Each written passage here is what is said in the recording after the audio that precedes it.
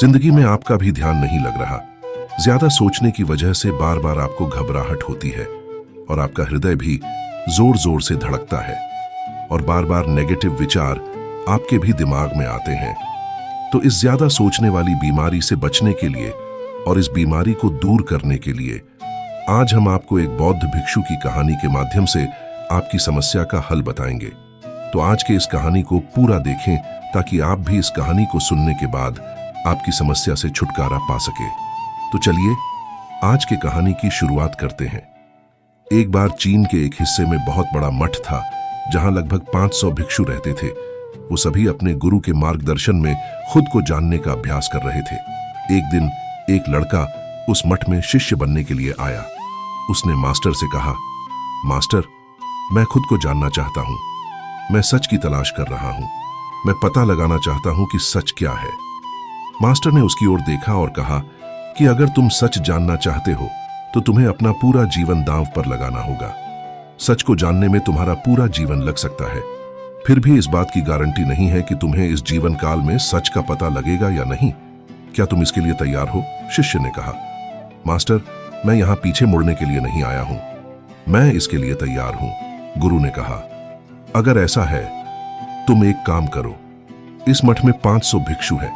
तुम उनके लिए चावल कूटने का काम करो। बस सुबह से शाम तक चावल कूटने का ही काम करो और जब तुम थक जाओ तो सोने चले जाओ। फिर अगली सुबह उठकर चावल को कूटना शुरू कर दो। इसके अलावा कुछ और मत करना। किसी और चीज के बारे में मत सोचना। बस इस रास्ते पर चलते रहना और दोबारा मेरे पास मत आना। जरूरत पड़ने पर मैं खुद तुम्हारे पास आऊंगा। उस लड़के ने गुरु के आदेश का पालन करते हुए चावल कूटना शुरू कर दिया। उस मठ में 500 शिष्य थे।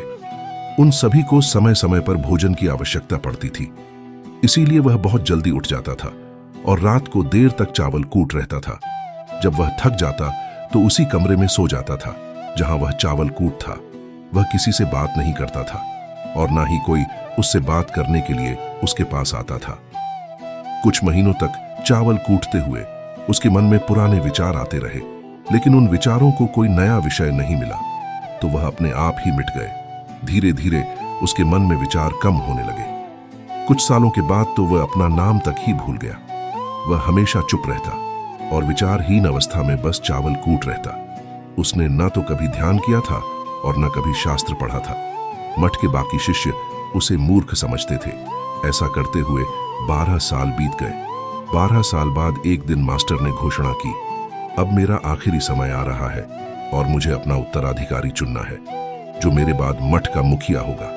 इसीलिए मेरा कोई भी शिष्य है जिससे लगता है कि उसे आत्म साक्षात हो गया है और उससे खुद को जान लिया है, तो रात को मेरे दरवाजे के पास आकर इस दीवार पर कुछ पंक्तियां लिखें जिसमें उसकी जिंदगी का सारा अनुभव समाया हो।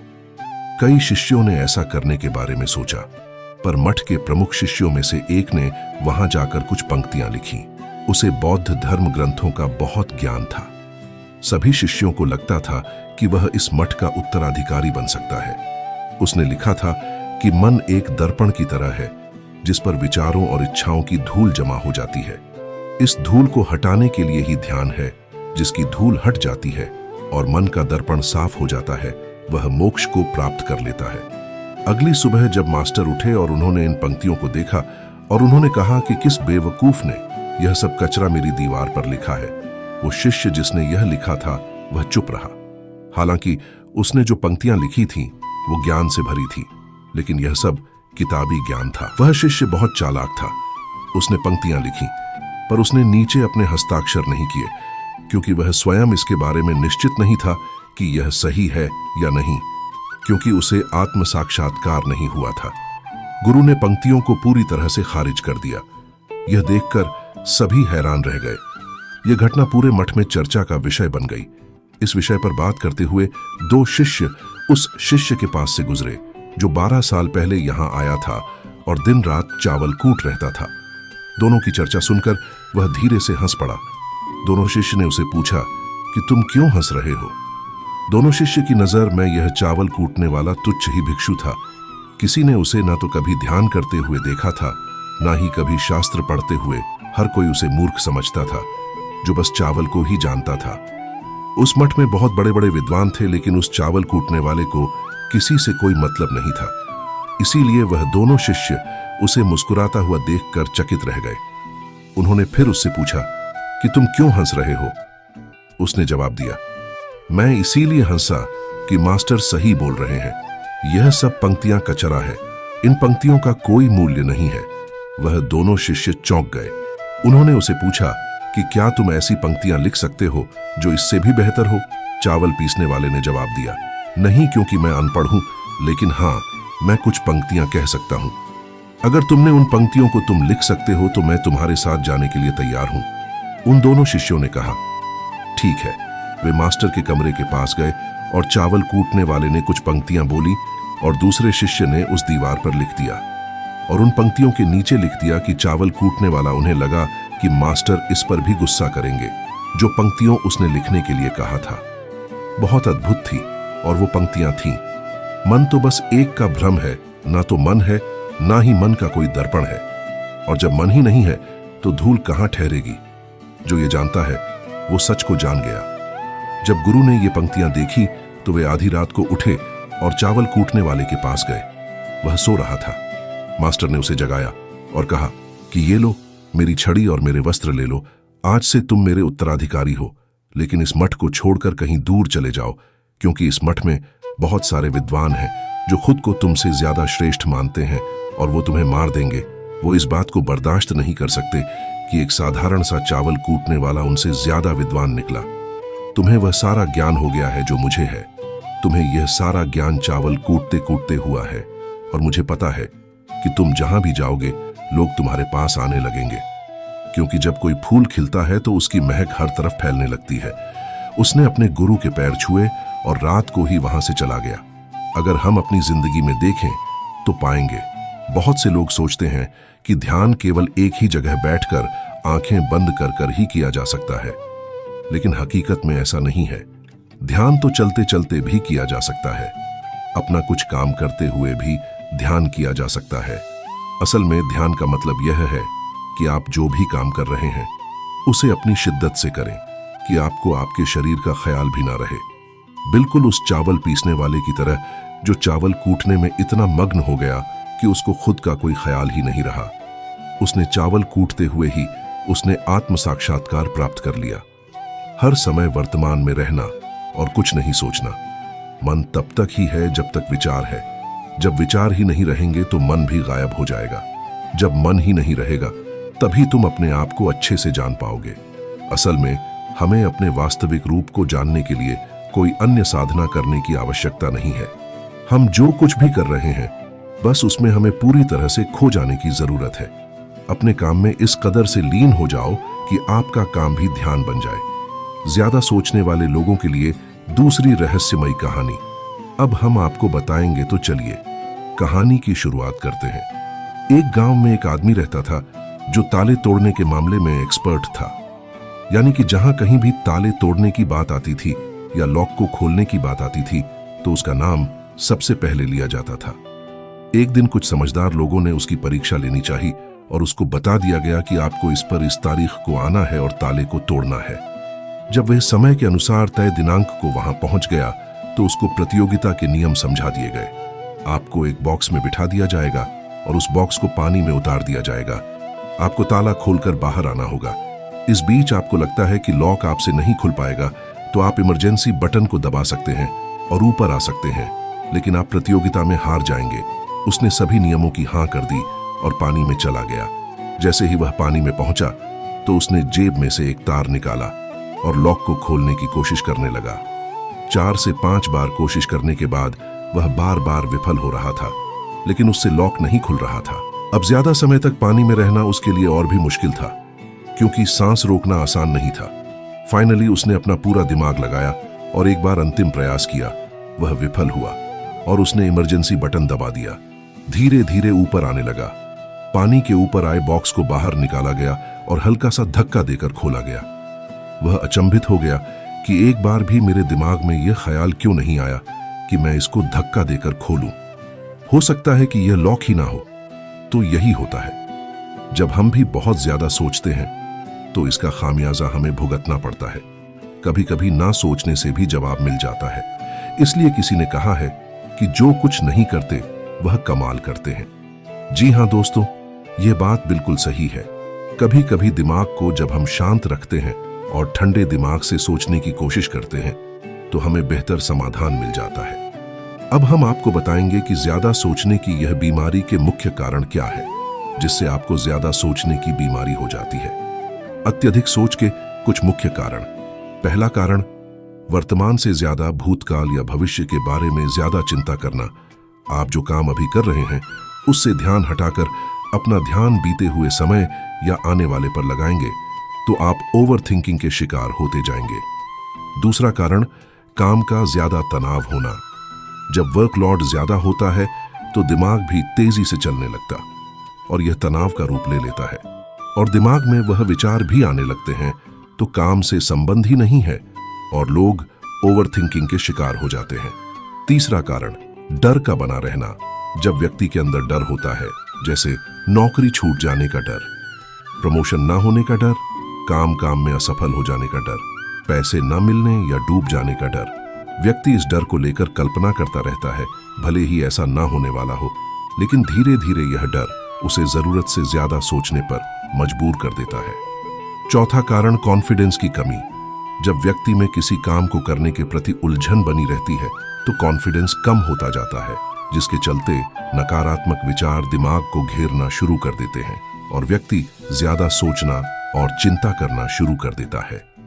पांचवा कारण, चीजों के बारे में सकारात्मक से ज्यादा नकारात्मक विचार। जब व्यक्ति छोटी छोटी बातों के नकारात्मक पहलू के बारे में ज्यादा सोचना शुरू कर देता है तो धीरे धीरे व्यक्ति ओवरथिंकिंग का शिकार होता जाता है। क्या ओवरथिंकिंग यानी अत्यधिक सोच से छुटकारा पाया जा सकता है? तो इसका जवाब है जी, बिल्कुल। ओवरथिंकिंग यानी अत्यधिक सोच से छुटकारा पाया जा सकता है। हालांकि थोड़ा समय लग सकता है, लेकिन यदि आप नीचे दिए स्टेप को फॉलो करते हैं तो आप ओवरथिंकिंग की प्रॉब्लम से यकीनन छुटकारा पा सकते हैं। तो आइए जानते हैं कि ओवरथिंकिंग की समस्या से छुटकारा कैसे पाएं। ओवरथिंकिंग यानी अत्यधिक सोच से छुटकारा पाने के उपाय। यह सब जानते हैं कि पहले विचार दिमाग में आता है, फिर वह क्रिया का रूप लेता है। हमें कोई भी काम सोच समझकर करना बहुत जरूरी है, पर किसी काम को लेकर जरूरत से ज्यादा सोचना और वो बातें भी सोचना जो काम से संबंधित नहीं है, आपको और आपके काम दोनों को नुकसान पहुंचाता है। तो थिंकिंग प्रॉब्लम नहीं है, बल्कि ओवर थिंकिंग प्रॉब्लम है और इसे कम करना जरूरी है। तो आइए जानते हैं। ओवर थिंकिंग यानी अत्यधिक सोच से छुटकारा या कम करने के उपायों का पहला उपाय, स्वीकार करें कि आप जरूरत से ज्यादा सोचते हैं। इस बात को मन से स्वीकार करें कि आप ज्यादा सोचते हैं और आपको ऐसा नहीं करना है। जब आप इस बात को स्वीकार कर लेंगे तो आप इससे छुटकारा पाने के लिए अपने आप को तैयार कर लेंगे। आप ओवर थिंकिंग को लेकर जागरूक हो जाएंगे। जब भी आपको लगे कि दिमाग में फालतू विचार चल रहे हैं, तुरंत उसे वहीं रोक दो और यह सोचना शुरू करो कि आपने सोचना कहां से शुरू किया था। तब आपको मालूम होता जाएगा कि आप कितनी फालतू की बातें सोचकर अपना समय और शक्ति बर्बाद कर रहे हैं। दूसरा उपाय, हमेशा सकारात्मक सोचने की कोशिश करें। क्या गलत हो सकता है की जगह क्या अच्छा हो सकता है। सोचे नकारात्मक विचार डराते हैं और आपका दिमाग चिंता से दौड़ने लगता है। जब आप उन नकारात्मक चीजों पर ध्यान केंद्रित करने लगते हैं जो कहीं हो गई, तो तब आप दिमाग के गुलाम हो जाते हैं। लेकिन जब आप सकारात्मक रूप से सोचते हैं तो दिमाग आपका गुलाम होता है। सकारात्मक रहने का मतलब यह नहीं है कि आप चीजों के सिर्फ एक पहलू को देखें, बल्कि सही और गलत दोनों पहलुओं को देखना जरूरी है। पर केवल नकारात्मक सोचना या ज्यादा नकारात्मक विचार आपको अनुचित सोचने पर मजबूर कर देते हैं। तीसरा उपाय, योग, ध्यान और व्यायाम करें। योग, ध्यान और व्यायाम मस्तिष्क और शरीर को स्वस्थ रखते हैं। ध्यान काफी लाभदायक है, इसे अपने जीवन का हिस्सा बनाएं। चौथा उपाय, वर्तमान क्षण में जीने की कोशिश करो। कभी कभी लोग बीती हुई बातों या घटना के बारे में ही सोचते रहते हैं और तनाव में आ जाते हैं। इसी प्रकार जो समय आने वाला है उसे लेकर भी इतनी चिंता करते हैं कि तनाव में रहते तनाव में दिमाग हावी हो जाता है और फालतू बातें सोचने लगता है। जो समय बीत गया है उसे सीख लो, जो आने वाला है उसकी तैयारी करो। लेकिन ये आप तभी कर सकते हैं जब आप वर्तमान में रहे। इसलिए आप जो अभी कर रहे हैं तो पूरा ध्यान उसी पर लगाओ। पांचवा उपाय, जो बात आपको परेशान कर रही है उसे लिख लें।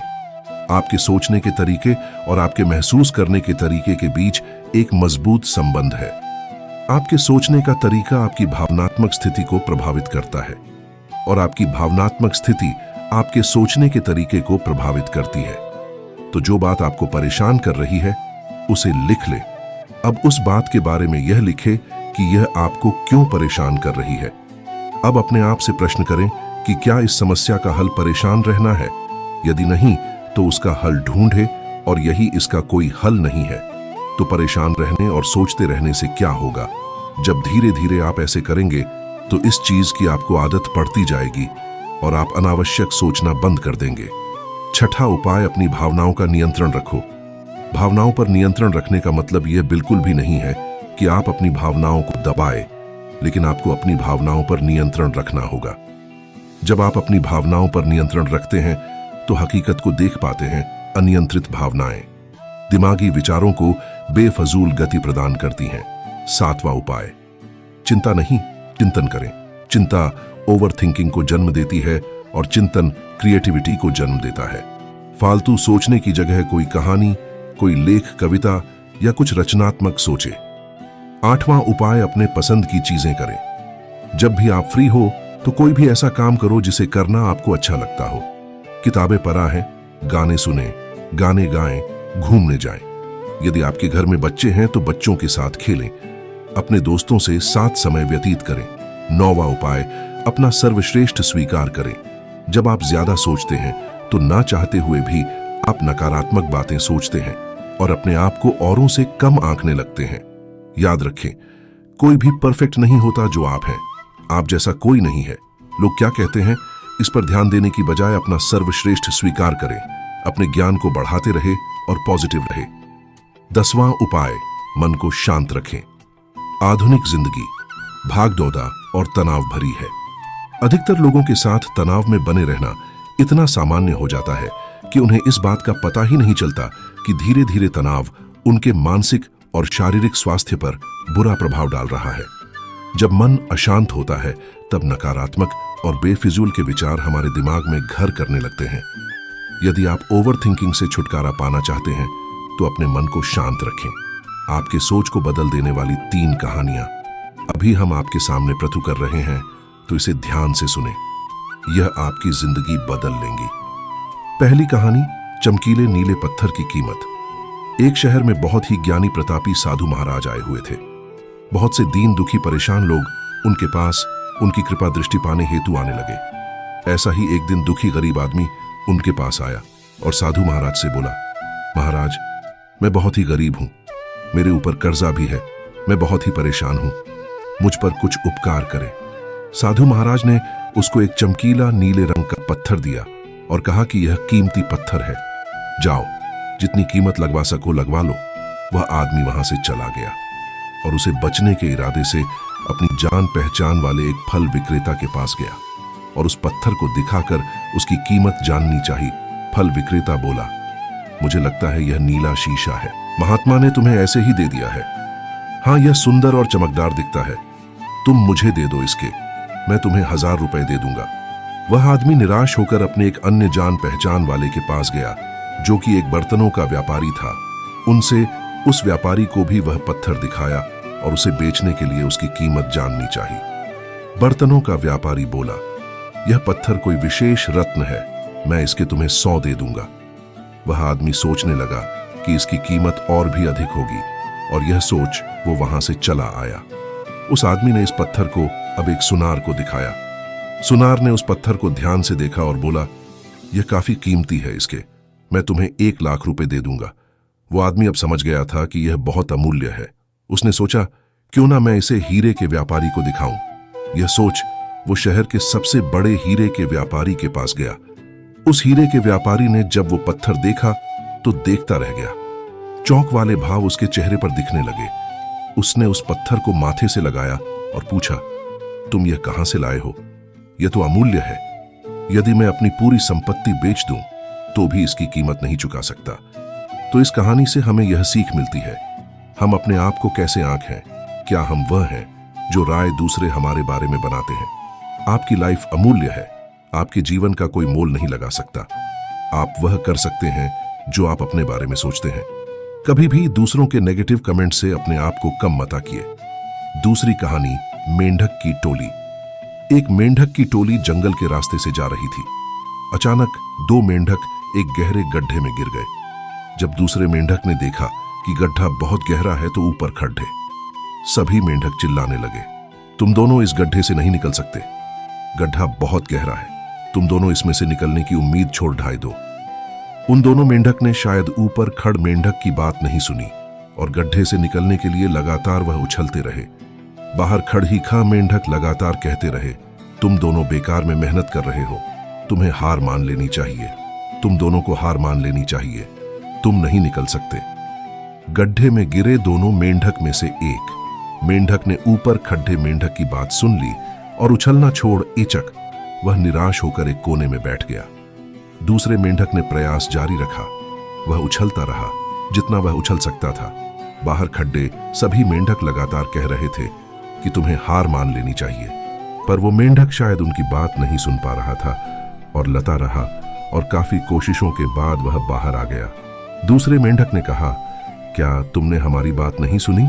उस मेंढक ने इशारा करके बताया कि वह उनकी बात नहीं सुन सकता क्योंकि वह बहरा है, सुन नहीं सकता, इसलिए वह किसी की भी बात नहीं सुन पाया। वह तो यह सोच रहा था कि सभी उसका उत्साह बढ़ा रहे हैं। इस कहानी से हमें यह सीख मिलती है कि वन जब भी हम बोलते हैं उनका प्रभाव लोगों पर पेड़ी हता है, इसलिए हमेशा सकारात्मक बोल। टू लोग चाहे जो भी कहे, आप अपने आप पर पूरा विश्वास रखें और सकारात्मक सोचें। 3 कार्य ही मेहनत। अपने ऊपर विश्वास और सकारात्मक सोच से ही हमें सफलता मिलती है। तीसरी कहानी, चील और मुर्गी। एक जंगल में बरगद का पेड़ था। उस पेड़ के ऊपर एक चील घोंसला बनाकर रहती थी जहां उसने अंडे दे रखे थे। उसी पेड़ा के नीचे एक जंगली मुर्गी ने भी अंडे दे रखे थे। एक दिन उस चील के अंडों में से एक एक अंडा नीचे गिरा और मुर्गी के अंडों में जाकर मिल गया। समय बीता, अंडा फूटा और चील का बच्चा उस अंडे से निकला और वह यह सोचते बड़ा हुआ कि वह एक मुर्गी है। वो मुर्गी के बाकी बच्चों के साथ बड़ा हुआ। वह उन्हीं कामों को करता जिन्हें एक मुर्गी करती है।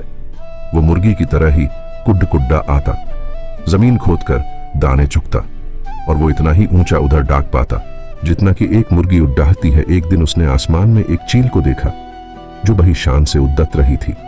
उसने अपनी मुर्गी मां से पूछा कि उस चिड्डी का क्या नाम है जो इतना ऊंचा बड्डी शान से उड्डात रही है। मुर्गी ने जवाब दिया, वह एक चील है।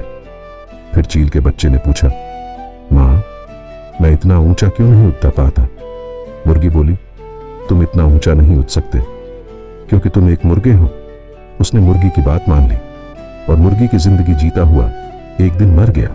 इस कहानी से हमें यह सीख मिलती है कि जो भी हम सोचते हैं या कुछ नया करने की कोशिश करते हैं तो दूसरे हमें यह कहकर रोकते हैं कि तुम ऐसा नहीं कर सकते, ऐसा नहीं हो सकता, और हम अपना इरादा यह सोचकर बदल लेते हैं कि वाकई में यह नहीं कर सकता और हार मान लेते हैं। इसका मुख्य कारण है अपने ऊपर भरोसा ना होना, अपनी शक्तियों पर भरोसा ना होना, अपने काम पर भरोसा ना होना। दोस्तों, जो लोग कहते हैं कहने दीजिए, लोगों का काम है कहना। अपने आप पर भरोसा रखें, अपने आप को पहचाने। दोस्तों, अगर जीत निश्चित हो तो काय भी LDDH जाते हैं। बहादुर वो कहलाते हैं जो हार निश्चित हो फिर भी मैदान नहीं छोड़ता। मित्रों, उम्मीद करता हूँ कि आपको इन 3 कहानियों से अपनी सोच को बदल लेने में मदद मिली होगी और आपको अपने ज्यादा सोचने वाली समस्या से छुटकारा पाने के उपाय भी इस वीडियो के माध्यम से आपको मिले होंगे। इस वीडियो से आपको कुछ सीखने को मिला हो तो इस वीडियो को अपने दोस्तों के साथ जितना हो सके उतना शेयर कीजिए और इस वीडियो के एक लाइक कीजिए और हमारे चैनल को सब्सक्राइब कीजिए। इस वीडियो को देखने के लिए आपका बहुत बहुत धन्यवाद। नमो बुद्धाय।